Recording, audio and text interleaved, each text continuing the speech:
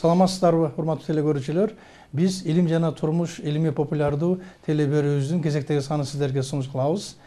Бүгүнкү күндө илимдин өнүгүшү абдан чоң темпте болуп аткандыгыбызды дайыма айтып келебиз. Мына сиздердин назарыңыздарга биз дагы бир нече ушу илимий жаңылыктарды сунуш кылайлы. Биринчиден, акыркы жумада абдан чоң ушундай бир резонанс жараткан нерсе бул адам мээсинин каарылыкка көп деле моюн сунбагандыгы жөнүндөгү медициналык эффект. Бул Америка Кошмо Штаттын Чикаго университетинин медиктери, биологдору тарабынан изилденди. 70 жаштагы адамдын мээсинин потенциалы, ресурсу 30 жаштагы жаш адамдын мээсинин ресурстары менен андан да калышпай ушундай бир жакшы шартта түзүлгөн учурда ушул функцияларды аткаруу жөнөмдүү экендиги далилденди. Башка маселе, биз дайыма айтып келчү элек, адам ушу жашы өткөн сайын анын акылы кеңейип, акылы толук болот. Көрсө Кыргыздын бул макалы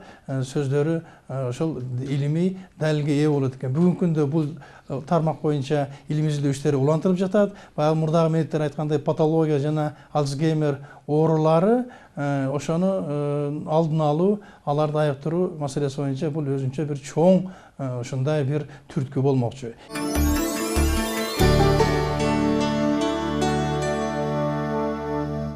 Экинчи бир чоң илимий жаңылык бул жасалма үн байланыштарын колдо адам баласы өзүнүн колунда жасап чыгуу маселеси.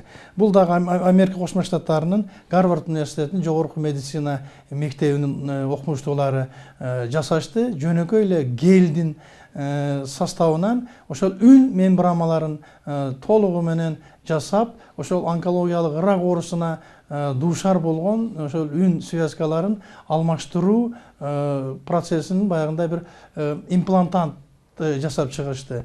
Бул дагы абдан чоң перспективага ээ болмокчу, себеби кийинки учурларда статистикага ылайык бул ооруга дуушар болгон адамдардын саны абдан көп. Бул боюнча дагы жаңылыктар болсо, биз кийинки сандарыбызда сиздерге айтып турабыз.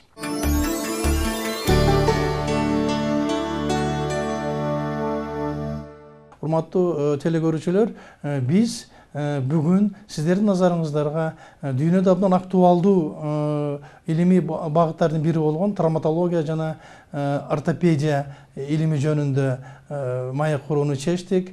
Биздин ошол дүйнөлүк илимий борборлордон кем калышпаган өзүбүздүн эле Бишкек шаарыбызда травматология жана ортопедия илим изилдөө борбору бар. Анын башчысы дүйнөгө азыр уже белгилүү болуп калган атактуу биздин врачыбыз, окумуштуубуз, Кыргыз Улуттук илимдер академиясынын академиги Жумабеков Сабырбек Артисбекович баштаган илимий борбор. Биз ошол илимий борборго барып, ал борбордун жасаган иштери боюнча сиздерге төмөндөгүдөй ушундай бир маалыматтарды даярдадык.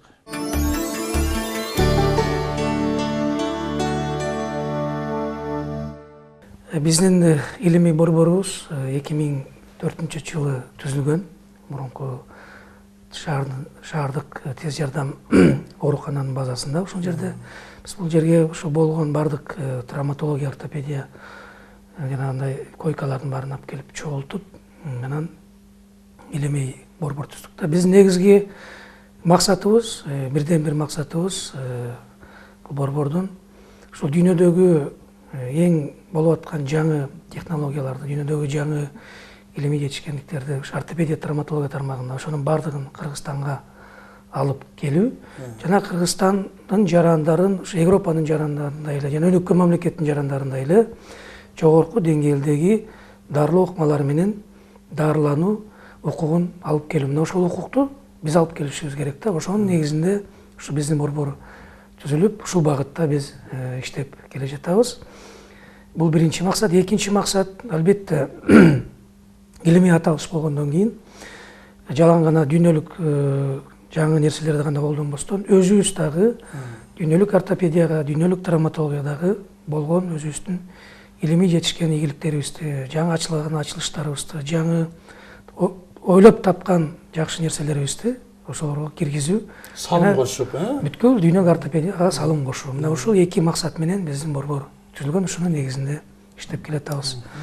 Травматология, ортопедия кыргыз илими бул тармакта өзүнүн ордун тапты десек биз жаңылбайбыз. Бул жөнүндө эми биз гана айтпастан ошол бизге сырттан баа берилип атат. Ошол биздин шериктеш мамлекеттин илимпоздору, ортопед травматологдору жана алыскы чет мамлекеттеги ортопед травматологдор дагы бизге өздөрүнүн баасын берип келатат.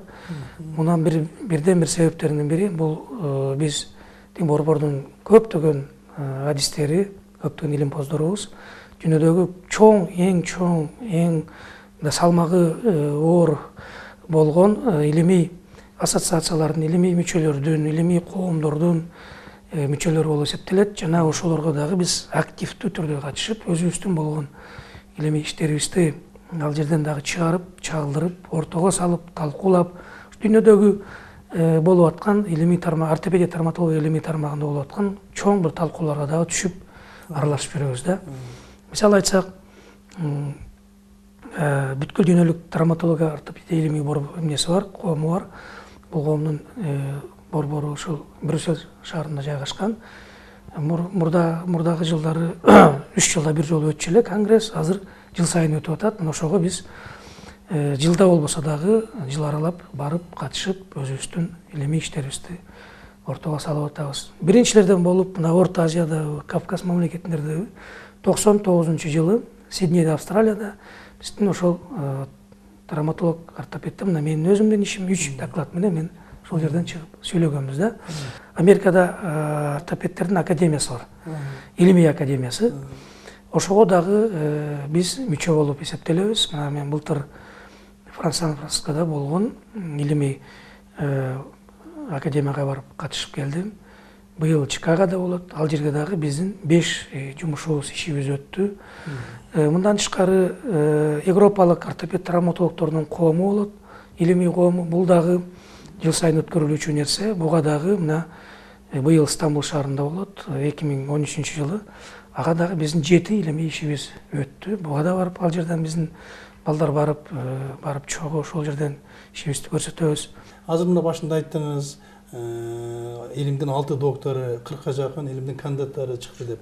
Демек бүгүнкү күндө академик Жумабековдун өзүнүн илимий мектеби травматология, ортопедия боюнча бар деп биз кыргыз элине, кыргызстандыктарга ачык, айкын айтканга толук мүмкүнчүлүк бар экен да. Ошол окуучуларыңыз жөнүндө кээ бирлердин аттарын атап, ошол илим боюнча өздөрүнүн дагы бир багыттарын ачууга далалат кылып аткан учурлар бар, ошол жөнүндө айтпасаңыз. 500-га жакын илимий иштер жазылып чыккан экен мына 8 жылдын ичинде. Статьялар. Булардын көбү ушул чет өлкөлөрдө жазылып чыгарылды да, мунун көбү. Мындан тышкары ушу биздин борбордун жалпы жамааты менен, жаш таланттар менен бирге, ушул жетекчиси менен чогуу бирге бир 70-ке жакын илимий жаңы ачылыштарды ачтык. Жанагындай патент деп коет. Жаңы ойлоп табууларды таап, ушу патент менен бекитип алдык да бул нерселерди. Мындан тышкары жана өзүңүз айтып кеткендей, 6-га жакын илимдин доктору, 40-ка жакын илимдин кандидаттары жактап чыкты. Бир 10-га жакын илимий жанагындай китептер басылып чыгарылды. Көптөгөн илимий чоң коомдордо, конгресстерде барып чыгып, ошол жерден Кыргызстандын атынан, кыргыздын илимпоздордун атынан өзүбүздүн болгон иштерибизди көрсөтүп, ортого салып келатабыз. Мындан тышкары биз чоң 2 өзүбүздүн Кыргызстан травматолог ортопедтерин конгрессин өткөрдүк. Биринчи конгресс деп, эскиче съезд деп коет. Жана 2-чи съезд. Муну биз ошо өзүбүздүн Ысык көлдүн тегерегинде өткөрдүк. Ысык көлдүн жээгинде 17-ге жакын мамлекеттен бизге келип конокторго катышты. Былтыркы өткөргөн конгресске 187 делегат келди сырттан эле. 17 мамлекеттен мына бул жерде программада жазылган. Бул программада бул программа болсо бул 2006-жылы өткөн биринчи съездин программасы. Мындан тышкары биз дагы эң биринчилерден болуп Европа, Азия ортопедтеринин мындай башын коштук десек болбойт. Жаңылбайбыз да. Биз жаңы идея менен, уран менен чыктык. Евразийский конгресс деп 3 конгрессти биз өткөрдүк. 2 конгрессти Ысык көлдөн өткөрдүк. 3-чү конгрессти италиялык окумуштуулар бизден суранышып, Иримден өткөрүп берейик, биз баарын уюштурайык деп, биз эми ал жерге барып жалаң эле конок болуп келдик. Мына могу жерде ошол Италиядан, Иримден чыккан Кыргызстан медицинасы деп атайын илимий жыйнак чыгарып, Иримде мына май айында өткөрдүк. Бул жерде ошол 2012-жылы Кыргызстандан 60 ортопед травматолог барып келди. Мындан тышкары албетте жана тууган жакын адамдар менен барышып 120 делегат бардык жалпы жонунан. Бүткүл дүйнөдөн 350ге жакын делегат катышып, Иримдин так ортосунда бир жакшы бир 1,5 миң жер болгон илимий чоң бир мурунку чиркөө болгон экен. Ошол азыркы дворец ушундай конгресс холл кылып коюптур. Ошол жерден итальянецтер бүт өздөрү мойнуна алып ушуну өткөрүп, ошол жерден биз катышып келген. Бул конгресстер, моундай чоң съездер бул эмне болуп эсептелет? Биздин жаш муундар үчүн, биздин илимпоздор үчүн бул чоң китеп десем мен жаңылбайм да. Мына өз көздөрү менен барып көрүп, дүйнөнүн мыкты деген, Италиянын мыкты деген ортопедтердин докладдарын, ошолордун илимий ачылыштарын, ошолордун жаңы багыт, жаңы технологияларды угуп, өз көздөрү менен көрүп, катышып, аралашып келди. Биздин жаңы ачылыштарыбыздагы, биздин жаңы патенттерибизди дагы азыр биз чет мамлекеттерге өткөрүп берип атабыз. Алар менен бөлүшүп атабыз өзүбүздүн ачылыштарды. Мисалы айтып кетсек, биздин ошол технологияларыбызды азыр 3-4 компания, мына Германиядан, Турциядан, Түштүк Африкадан жана Италиядан дагы чыгарып атат да. Биз Кыргызстандын маркасы менен, аты менен чыгып атат. Ал нерсе бүт дүйнөгө таралып, бул дагы ушул биздин кыргыз ортопед травматологиянын көрсөткөн жетишкендиктери болсо деп эсептейм. Кийинки учурларда илим чөйрөсүндө бир эле биздин Кыргызстанга таандык эмес, мисалы үчүн илимпоздор бара-бара карып бара жатышат. Абдан ушундай бир жагымдуу исключение болуп атат да сиздин борборуңуз. Негизи биздин Кыргыз медициналык академиясы ушул болочок илимпоздорду мына сиздерге окшогон атактуу окумуштууларга камсыз кылып берүүгө бүгүн жөндөмдүү, адекваттуу саясат жүргүзүп атышабы? Ушу балдардын ушул боюнча өзүңүздүн оюңуз биз үчүн абдан маанилүү да. Себеби сиз мына дүйнөлүк конгресстерди катышып, бир эле катышпастан уюштуруп жүрөсүз. Ушул маселе жагына пикириңиз кандай? Жакшы суроо экен. Биринчиден биздин борбор негизи жаштардын, таланттардын борбору десем мен жаңылбайм да. Байкап атабыз. Ошол борбордун аксакалы эле мен болуп эсептелем. 50ге чыга элекпиз. Эң жаш академик биздин улуттун. Калганын баары жаш балдар. Кыргыздын ошол 30-тун тегерегинде, 40-тун тегерегинде жаш балдар. Уже илимдин кандидаты болду, илимдин доктору болуп атат. Мына быйыл эле 36 жашында дагы бир окуучум ошо Москвадан коргоп келди, илимий докторлук ишин коргоп келди да. Мына көрдүңүз, алар дагы россиялыктар таң калып атат. Мына мындай жаштарды чыгарып атасыңар деп. Биздин жасаган иштерибиздин көбү бул фундаменталдык наука болуп эсептелет да. Аны биз жанагындай ар кандай тетиктер менен, аспаптар менен, инструменттер менен жасап, жана ыкмалар менен ойлоп таап, жаңы ыкмаларды ошолорду ооруларга колдонобуз да. Ошонун негизинде жанагы дарылоо процесси жакшы бүтүп, оору тезирээк арайып бутуна туруу, ошо биздин негизги максат болуп эсептелет. Биз муну атайын слайд жөнүндө жасап койгонбуз. Азыр ошону мен сиздерге көрсөтүп берсем.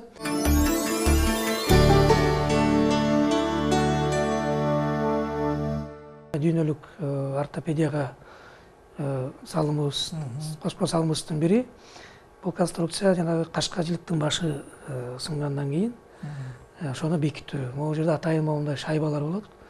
Бул кандайдыр мындай бир нелер менен, буруштуктар менен жасалган. Анан кашкажылык сынганда талкаланып, муну бириктиргенде аябай жакшы бир ыкмалар менен колдонулат да. Бул оорунун ошол операцияга чейинки жана операциядан кийинки. Бул ыкманы тетикти биз Трой деген немецтердин компаниясына сатканбыз, бергенбиз. Алар ошол НАТОнун армиясына азыр ошолордун жанагы госпиталдарында колдонуп келатат да.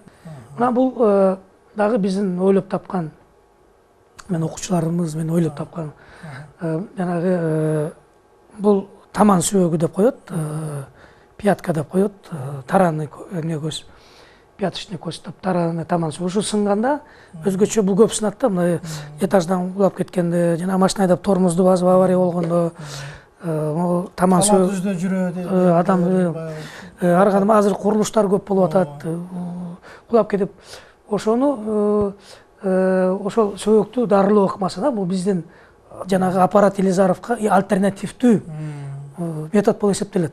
Мына бул методду биз көрсөтүп, дагы көп Америкадан көрсөттүк, Европадан көрсөттүк, Россиядан да көрсөтүп атабыз. Бул аппарат Елизаровтан дагы жакшы деген мааниде. Андан дагы анын кемчиликтерин эске алуу, алар түзөп кетүү деген ыкма аппарат болуп. Биз өзүбүз ойлоп таап атабыз да. Бул ыкма менен мен 1995-жылы докторлук ишимди жактагам илимий.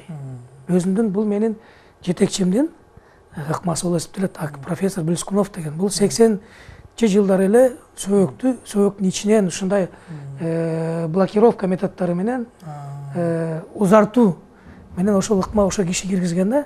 Ошонун ойлоп тапкан нерсесине дагы мен жаңы дагы 2 илимий патент менен илимий Россиялык Советтер Союзунун несин алганбыз ошол учурда. Жаңы кошуп туруп, анан мен докторлук ишимди жактадым да 95-жылы Москвадан. Ошол ыкма менен азыркы күнү бүт дүйнө революция кылып атат да. Бул Теңизбек деген биздин балабыз 18 жашар экен. Бул ошол операция 2005-жыл болгон. Мына 6 айдан кийин бутуна тургузуп 18 жыл баспаган баланы бастырганбыз. Могу бала дагы 8 жыл баспай, 2 бутун мындай тубаса да, көрдүңүзбү? Олай. Ичкерип уже баспай калган, 12 жашына чейин басып, анан кийинки 12 жыл баспай калган да, коляскада отуруп. Анан бул эми Елизаров метод менен муну аппарат салып 6 ай, 1 жылдап дарылайт да, түзөйт. Анан түздөгөндөн кийин кайра аппарат чечкенде кайра эле калыбына келип калат. Кайра кетип калат да. Бул эми турбаса касалапас деп коет. Мындай кыйшык бут деп коет да. Анан муну дагы биз жаңы ыкма менен жазып атабыз. Бул дагы биздин метод. 1 моментте жазалат. Мына 1 саатта 2 операция болот, 2 бутунан. Мына 1 сааттан кийинки операция көрдүңүзбү? Жанагы кыйшайган бутту, мына могундай кыйшайган вилка клюшканы бутун түздөп койдук. Мына могундай бала бар, мисалы Баткенден келген бала. Муну дагы 1 жылдан кийин мына жана кыйшайган буттун баарын түздөп койдук да. Түз болуп калды. Мына момундай сөөктөрүн карабайсыңбы? Буралып калган да баары. Баарын кескилеп отуруп түздөп. Буну тубаса генетический болезнь. Наследственный болезнь, жанагындай несовершеннолетность деген деп коет. Эми ортопедиялык оору да. Момундай кыздар болот. Могу кыздын бутун 18 сантиметр өстүрдү. Мына биягын 8 сантиметр, биягын 10 сантиметр. Бул буту 2 буту тең келгенден кийин да. Бул жанагы жамбаш муундарды алмаштыруу, кыйшык сөөктөрдү түздөө, тизе муун алмаштыруу, муун жасалма муундар да. Жана дүйнөлүк технология деген ушул да. Мондай бул жамбаш муунду алмаштыруу, мондай сөөктөрдү кыйшык менен мондай кыйшык сөөктөрдү түздөө, сөөктү узартуу, ар кандай мондай кыйшыктарды тубаса дагы түздөө. Богус боюн 10 сантиметр өстүрдү. 1,50 болчу, 1,60 болду мондай аппарат менен. Бул методика бул жанагы микрохирургиялык жол менен грыжаны, омуртка грыжасын алуу. Бул методика менен жасалганда адам бүгүн жасалса, ошол күнүн кечинде эле бутуна туруп басып кетет да. Аны ооруканада 5-6 эле күн жатат, ашып кетсе. Кээде 3 күн жатат, мисалы. Ушул күнгө чейин 8000 адамга жасалдык. 96-жылы Феликс Кулов алып берген мага. Чүйдө губернатор болуп турганда, могу баланы мен интересный бала, могу бала человек робот деп койдук. 4 муун алмаштырдым экен. 4 айдан кийин муун бутуна тургуздум. 21 жыл баспаган бала. Азыр бакыш бала басып, бу дагы мал уже атка минип, мал жайып жүрөм дейт. Анан буну биз эмнеге бергенбиз? Робот жана книга Гиннеске робот теге человек робот деп койдук да. Буну мен койгон жокмун, россиялык журналисттер койду. Анткени 4 муун деген бул жок экен да. 3 муун бар. Елизавета жанагы эмнеге бар го? Вторая. Королева. Үчөө, анык 3 муун экен анык. Бун 4 муун салдык. Мондай тубаса генетикалык оорулар болот, кыйшайып калат. Буларды түздөйбүз. Мына мону көрдүңүзбү? Темирге тизгенбиз да мону. Омуртканын капталынан жасалат. Мына көрдүңүзбү разрез? Жана артынан жасап атпайбы? Бул алдынан. Жок, муну азыр мен жасап атам муну азыр. Мынакей көрдүңүзбү? Капталынан турат омуртканы тизип койгондо. Мына могу. Мына капталынан. Капталынан кирип атат. Сколиоз деп коет. Бу дагы интересный, мына омуртка кыйшайуу. Мына көрдүңүзбү? Бул аппарат эмне үчүн отличается? Бул аппарат жанагы балдарды, мисалы, Европадан чыккан аппараттар, алар 17 жаштан кийин салыш керек да. Уже 17 жашта уже 4-чү степень сколиоз болуп калат, кыйшайуу омуртка. А бул аппарат 12 жаштан баштап салганга мүмкүнчүлүк берет да. Анткени аппарат бала менен кошо өсөт. Но 3 жыл мурун салынган аппарат 3 жылдан кийин көрдүңүзбү? Аппарат дагы өсүп атат омуртка менен кошулуп. Мына караңыз, мына сколиозду. Кыйшайып койгон. Бул операциядан кийинки 100 градус кыйшыкты 32ге алып келдик да. Муну биз азыр мына көрдүңүзбү, кыйшайганды. Биз азыр жаш кезинен баштап жасап атабыз. Жаш ошо баланын 11 жаштан баштап, жашы 10 жаштан баштап жасай баштадык да мына.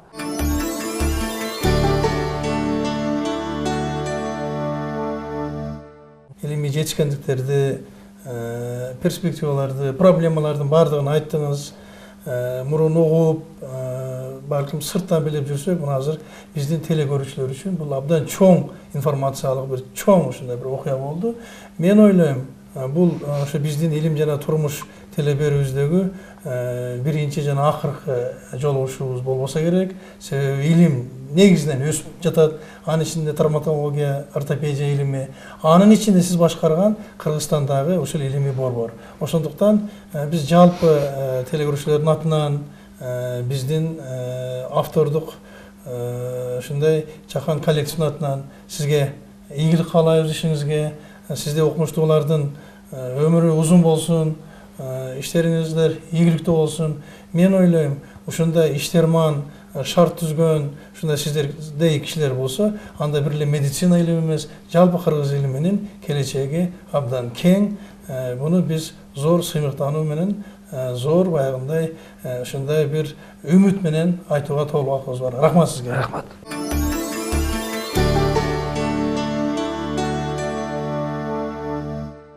Урматтуу телекөрүүчүлөр, биз ушуну менен илим жана турмуш теле берүүбүздүн кезектеги санын сиздерге тартууладык. Жолугушканга чейин саламатта болуңуздар.